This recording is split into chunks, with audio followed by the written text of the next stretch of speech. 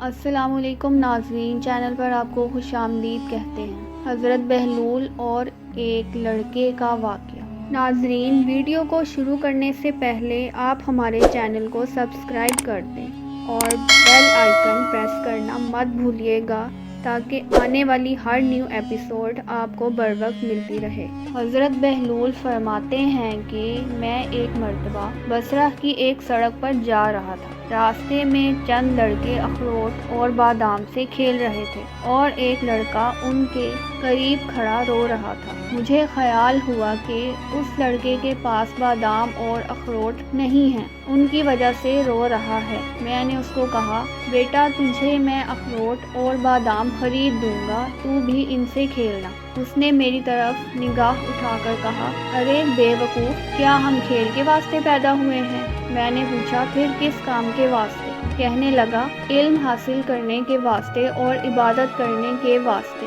میں نے کہا، اللہ جل شانہ آپ کی عمر میں برکت کرے، تو نے یہ بات کہاں سے معلوم کی؟ کہنے لگا، حق تعالی شانہ کا ارشاد ہے، کیا تمہارا یہ گمان ہے کہ ہم نے تم کو یوں ہی بیکار پیدا کیا ہے اور ہمارے پاس نہیں لوٹائے جاؤ گے؟ میں نے کہا، بیٹا تو بڑا حکیم معلوم ہوتا ہے، مجھے کچھ نصیحت کر۔ اس نے 4 شعر پڑھے جن کا ترجمہ یہ ہے کہ میں دیکھ رہا ہوں کہ یہ دنیا ہر وقت چلا جاؤ میں ہے، آج یہ گیا کل وہ گیا۔ دنیا ہر وقت چلنے کے لیے دامن اٹھائے قدم اور پنڈلی پر دوڑنے کے لیے تیار رہتی ہے، بس نہ تو دنیا کسی زندہ کے لیے باقی رہتی ہے، نہ کوئی زندہ دنیا کے لیے باقی رہتا ہے۔ ایسا معلوم ہوتا ہے کہ موت اور حوادث 2 گھوڑے ہیں جو تیزی سے آدمی کی طرف دوڑے چلے آ رہے ہیں۔ بس او بے وقوف جو دنیا کے ساتھ دھوکہ میں پڑا ہوا ہے،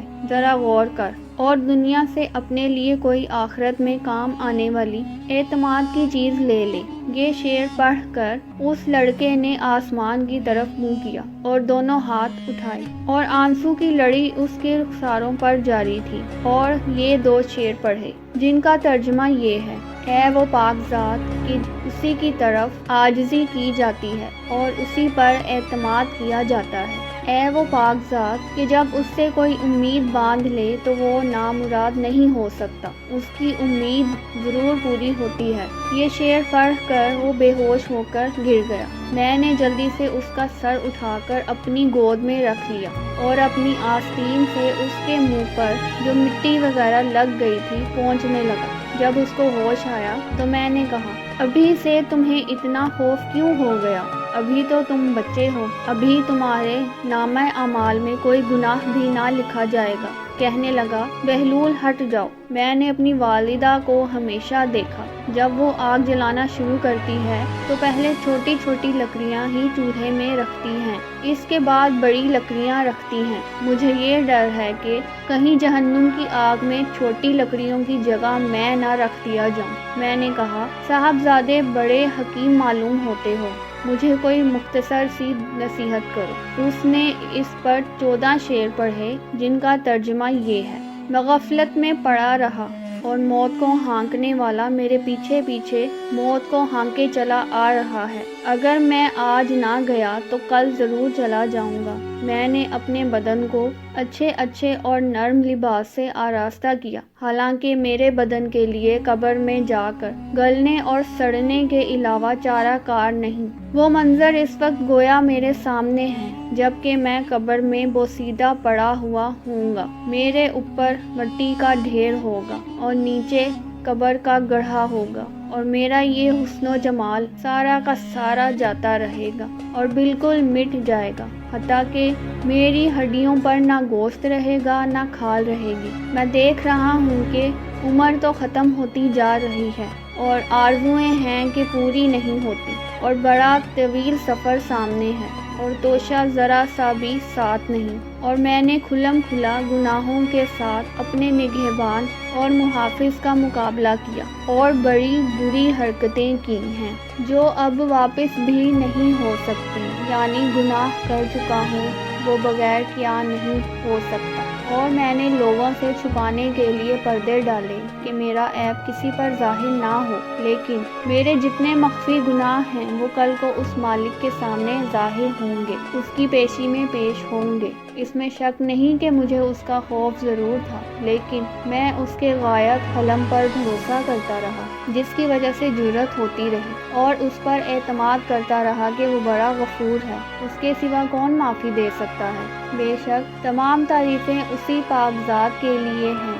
اگر موت کے اور مرنے کے بعد گلنے اور سڑنے کے سوا کوئی دوسری آفت نہ بھی ہوتی، اور میرے رب کی طرف سے جنت کا وعدہ اور دوزخ کی دھمکی نہ بھی ہوتی، تب بھی مرنے اور سڑنے ہی میں اس بات پر کافی تنبیہ موجود تھی کہ لہو و لعب سے احتراز کیا جاتا، لیکن کیا کریں کہ ہماری عقل زائل ہو گئی، کسی بات سے عبرت حاصل نہیں ہوتی۔ بس اب اس کے سوا کوئی چارہ نہیں کہ کاش گناہوں کو بخشنے والا میری مغفرت کر دے۔ جب کسی غلام سے کوئی لغزش ہوتی ہے تو آقا ہی اس کو معاف کرتا ہے۔ بے شک میں بدترین بندہ ہوں جس نے اپنے مولا کے عہد میں خیانت کی، اور نالائق غلام ایسے ہی ہوتے ہیں کہ ان کا کوئی قول و قرار معتبر نہیں ہوتا۔ میرے آقا، جب تیری آگ میری بدن کو جلائے گی تو میرا کیا حال بنے گا، جبکہ سخت سے سخت پتھر بھی اس آگ کو برداشت نہیں کر سکتے۔ میں موت کے وقت بھی تنے تنہا رہ جاؤں گا،